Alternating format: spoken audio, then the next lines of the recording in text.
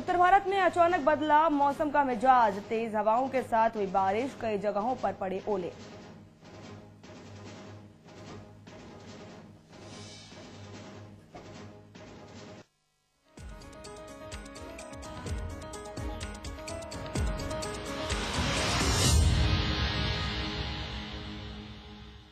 दिल्ली में मंगलवार को बीएसपी नेता और कारोबारी दीपक भारद्वाज की हत्या के मामले में पुलिस ने हरियाणा के जिंद से 3 लोगों को हिरासत में लिया है।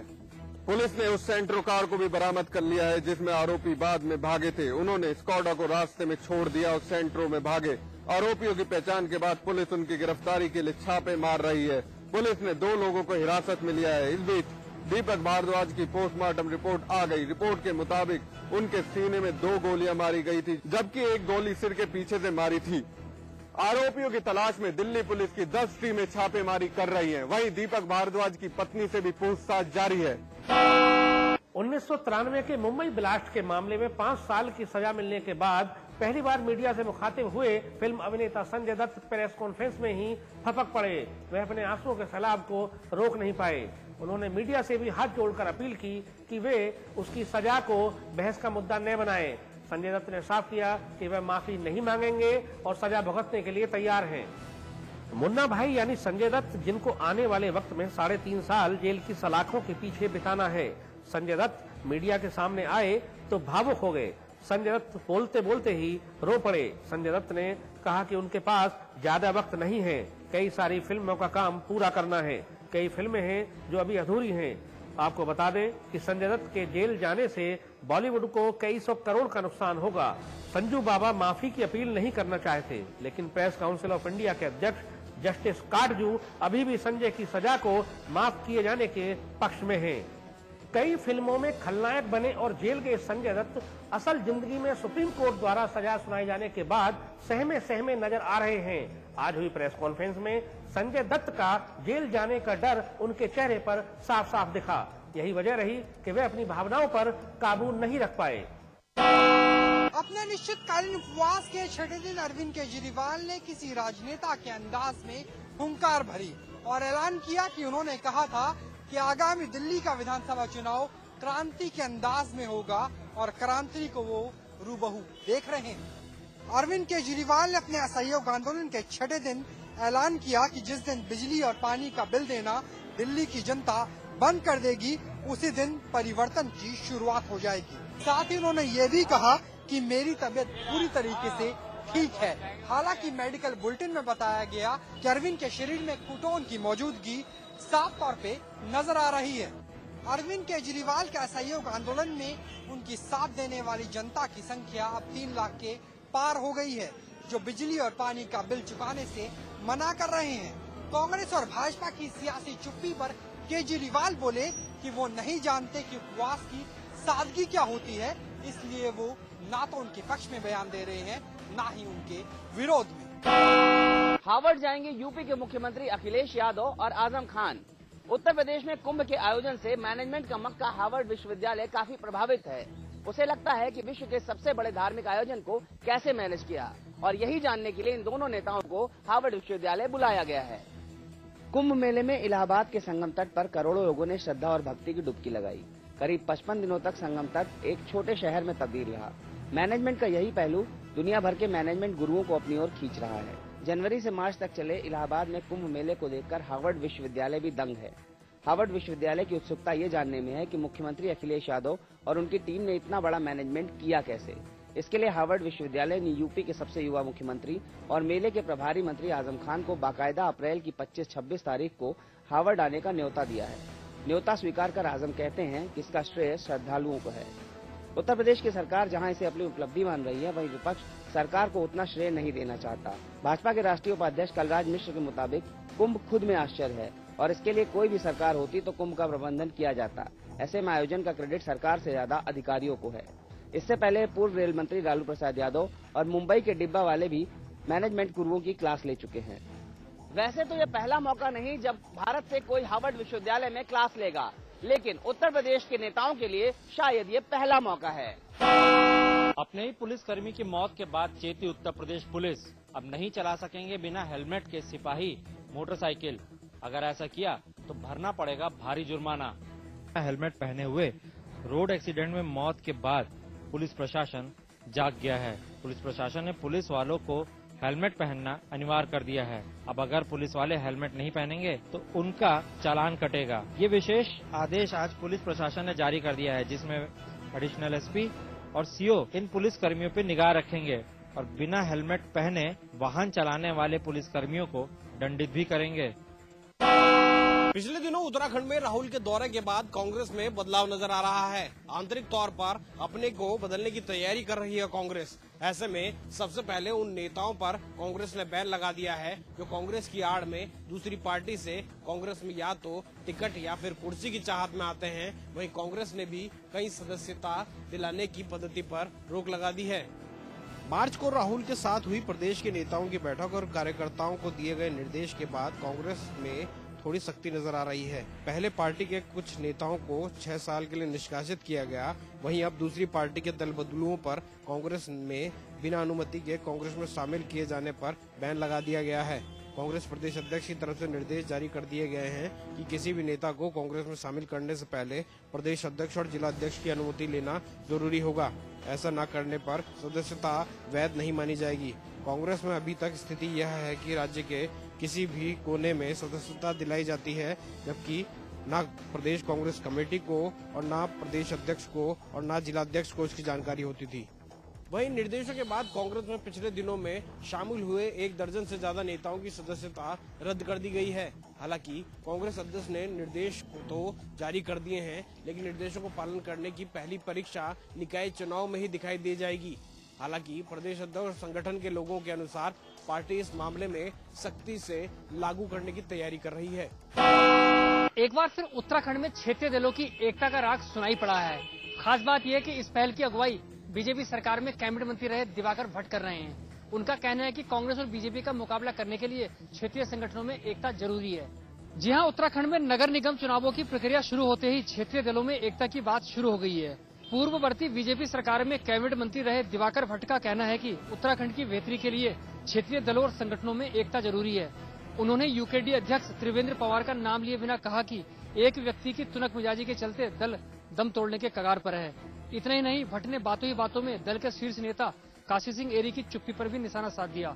गौरतलब है कि यूकेडी पूर्ववर्ती बीजेपी और वर्तमान कांग्रेस सरकार में शामिल रही है, लेकिन दोनों ही बार सरकार से समर्थन वापसी के मुद्दे पर दल के अध्यक्ष और उसके कोटे के मंत्री की राय अलग अलग रही। वो चाहे पहले दिवाकर भट्ट रहे हों या फिर अब प्रीतम पंवार। अलबत्ता समानता यह है कि दोनों ही बार समर्थन वापसी का एक तरफा ऐलान करने का साहस यूकेडी अध्यक्ष त्रिवेंद्र पवार ने ही दिखाया। दरअसल क्षेत्रीय दलों और खासतौर पर यूकेडी के गैर जिम्मेदाराना राजनीतिक आचरण के चलते बीजेपी और कांग्रेस उत्तराखंड की सियासत में फल फूल रही हैं। नगर निगम चुनावों की आहट में एक बार फिर क्षेत्रीय दलों में एकता का राग अलापा जा रहा है। उत्तर प्रदेश पीजी मेडिकल की सीटों को लेकर चल रहे बवाल में अब विपक्षी पार्टियां भी कूद पड़ी हैं। विपक्षी पार्टियों का आरोप है कि उत्तर प्रदेश सरकार फिर से पीजी का पेपर कराकर छात्रों के साथ छल कर रही है और उसमें कहीं न कहीं उन्हें राजनीतिक बू भी नजर आ रही है। लखनऊ के किंग जॉर्ज मेडिकल कॉलेज के छात्रों द्वारा आमरण अनशन पर बैठने के मामले ने राज्य सरकार की मंशा पर जहां सवाल खड़े किए हैं, वहीं किस वजह से राज्य सरकार को अपना इम्तिहान कराना पड़ रहा है, ये भी एक देखने वाली बात है। मेडिकल की पढ़ाई के लिए ऑल इंडिया एग्जाम यानी नीट को पास करना जरूरी होता है, जिसके बाद ही कोई छात्र मेडिकल की पढ़ाई कर सकता है। लेकिन उत्तर प्रदेश सरकार ने इस व्यवस्था पर पहले तो मेडिकल काउंसिल ऑफ इंडिया के पूछने पर अक्टूबर 2012 में एनओसी दे दिया और 1 महीने के भीतर ही राज्य सरकार अपना एग्जाम भी करवा डाली। दरअसल उत्तर प्रदेश सरकार की पहले से चली आ रही व्यवस्था, जिसमें कि 50% सीटें ऑल इंडिया एग्जाम को, बाकी 50% सीटें स्टेट को मिलती थी, उसी आधार पर मेडिकल की सीट भरने का फैसला किया है।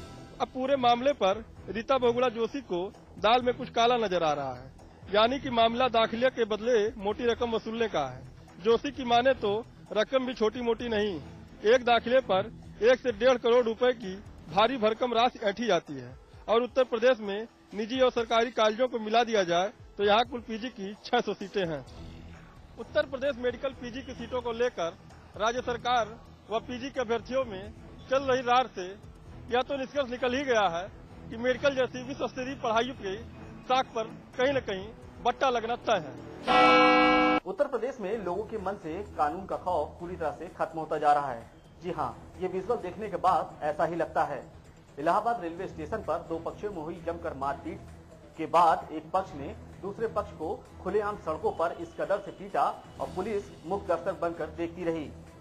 ऐसे में ये लगता है अखिलेश सरकार नहीं बल्कि गुंडा राज कायम है। इलाहाबाद रेलवे स्टेशन के इस नज़ारे को देखकर अगर आप सोच रहे हैं कि समाजवादी पार्टी की सरकार में क्या लोग इसी तरह एक दूसरे को सरेआम मारने पर उतारू हो गए हैं, क्योंकि कोई ऐसा तभी करेगा जब उसके अंदर से कानून का डर पूरी तरह से खत्म हो चुका हो। और ऐसे में सड़क पर कोई किसी को इस तरह से मार रहा हो तो ऐसा लगता है कि जैसे कि शहर में जंगल राज कायम हो चुका हो। दरअसल ये घटना 2 दिन पहले की है, जहां रेस्टोरेंट में खाना खाने गए पंकज शुक्ला और विवेक सिंह के बीच किसी बात को लेकर विवाद हो गया और देखते ही देखते दोनों के बीच झगड़ा इस कदर बढ़ा कि पंकज ने अपनी लाइसेंसी बंदूक निकालकर गोली चला दी। गोली चलने से रेस्टोरेंट में सनसनी फैल गई, जिसके बाद पंकज अपने साथियों के साथ वहां से भागने लगा, लेकिन दूसरे पक्ष के लोगों ने उसको सड़क पर दौड़ाकर पकड़ लिया और उसको इस कदर खुलेआम सड़क पर पीटा कि वो अधमरा हो गया। सड़क पर हुए इस पूरे तमाशे को स्टेशन पर हर आने जाने वालों ने और पुलिस ने खुद देखा, लेकिन किसी ने बीच में आने की कोशिश तक नहीं की। हालांकि मामला पुलिस महकमे के बेटों से जुड़ा हुआ है, इसलिए पुलिस लीपापोती करने में लगी हुई है। हालांकि पुलिस ने दोनों पार्टियों की तरफ से एफआईआर दर्ज करके कार्रवाई करने की बात कह रही है। चंदौली में एक नाबालिग लड़की से गैंगरेप का मामला सामने आया है। वादा सामने आने के बाद गुस्साए लोगों ने सड़क पर जमकर हंगामा किया, जिसके बाद भीड़ और पुलिस की जबरदस्त झड़प हो गई। मामले को शांत कराने के लिए पुलिस ने भीड़ पर लाठीचार्ज किया। दरअसल सकलडीहा कोतवाली क्षेत्र के ओरवा गांव में कल शाम एक नाबालिग लड़की के साथ सामूहिक दुष्कर्म का मामला सामने आया था। इस मामले को कल देर शाम 3 लोगों के खिलाफ सकलडीहा कोतवाली में केस किया गया था, लेकिन आरोपियों की गिरफ्तारी को लेकर सुबह लोगों ने सकलडीहा में सड़क जाम कर दिया। भीड़ को हटाने को लेकर पुलिस ने लोगों पर लाठियां भांजनी शुरू कर दी, जिससे लोगों का गुस्सा और ज्यादा भड़क गया। देवरिया के भटनी रेलवे स्टेशन पर उस वक्त सनसनी फैल गई जब आरपीएफ की पेट्रोलिंग के दौरान गोरखपुर छपरा ट्रेन में बोरे में बंद एक लाश आरपीएफ को मिली। आरपीएफ ने तुरंत कार्रवाई करते हुए कातिल को भी पकड़ लिया। कातिल दीनानाथ सिंह बिहार के सीवान जिले का रहने वाला है। उसका अपनी विधवा भाभी से प्रॉपर्टी विवाद चल रहा था, जिस वजह से दोनों के बीच कहासुनी हुई और झगड़े के दौरान ही आरोपी दीनानाथ ने अपनी भाभी पार्वती का मुंह दबा दिया, जिससे पार्वती की मौत हो गई। लाश को ठिकाने लगाने के लिए आरोपी ने बेहद ही शातिराना अंदाज से उसे रजाई में लपेटकर रस्सी से बांधा और बोरे में भरकर साइकिल से जीरादेई रेलवे स्टेशन के पास गोरखपुर छपरा पैसेंजर ट्रेन में लाद दिया। कातिल बोरे में बंद इस लाश को उत्तर प्रदेश में किसी जगह पर ठिकाने लगाने के लिए ले जा रहा था, लेकिन आरपीएफ की पेट्रोलिंग के दौरान न केवल कातिल पकड़ा गया, बल्कि बोरे में बंद लाश के साथ आरपीएफ ने उसको अपनी हिरासत में ले लिया। वहीं इस मामले में जीआरपी पुलिस ने मामला दर्ज कर लिया है। जहरीली शराब के चलते एक बार फिर होली की खुशियां मातम में तब्दील हो गई। मेरठ के हस्तिनापुर क्षेत्र में जहरीली शराब के चलते 5 लोगों की जान चली गई, जबकि एक की हालत गंभीर बनी हुई है। मेरठ के गंगा खादर क्षेत्र के थाना हस्तिनापुर क्षेत्र में आज सुबह उस वक्त कोहराम मच गया जब यहां मदहोशी के जाम 5 लोगों के लिए मौत का पैगाम बन गए। यहीं के मनोहरपुर कस्बे में रहने वाले मनोज, महेंद्र, राजू, कृष्णचंद, राजकुमार और महेश आज सुबह मस्ती के लिए शराब की महफिल में बैठे थे, लेकिन उन्हें इस बात का अंदाजा नहीं था कि आज ये जाम उनकी मौत का सबब बनने वाले हैं। इस जहरीली शराब को पीते ही इन 6 लोगों की हालत बिगड़नी शुरू हो गई। एक के बाद एक इनमें से 5 की मौत हो गई, जबकि एक महेश की हालत अभी गंभीर बनी हुई है। वहीं मृतकों के परिजनों का रो रो कर बुरा हाल है। इस हादसे से पूरे इलाके में हड़कंप मच गया। सूचना मिलते ही पुलिस के आला अधिकारी भी मौके पर पहुंच गए और परिजनों को शांत कराने की कोशिश करने लगे। अधिकारियों ने ये भी आश्वासन दिया है कि इसमें अगर पुलिस या आबकारी विभाग की कोई लापरवाही पाई जाती है तो उनके खिलाफ कार्रवाई की जाएगी। रोते बिलखते परिजनों ने थाने का घेराव कर काफी देर तक हंगामा किया। वहीं पुलिस अधिकारी एक बार फिर यही राग अलापते हुए नजर आए कि मामले की जांच की जा रही है। 8 साल की मासूम काजल तो घर से निकली थी होली के रंगों का मजा लेने के लिए, लेकिन उस पर पहले से ही बुरी नजर गड़ाए हैवान ने उसकी जिंदगी ही बदरंग कर दी। पहले तो उस हैवान ने मासूम काजल के साथ बलात्कार किया और फिर पहचाने जाने के डर से गला दबाकर उसकी हत्या कर दी और लाश को एक गन्ने के खेत में फेंककर फरार हो गया। जनपद सीतापुर के मिश्रिक थाना क्षेत्र में होली का त्योहार एक परिवार के लिए मातम में तब्दील हो गया।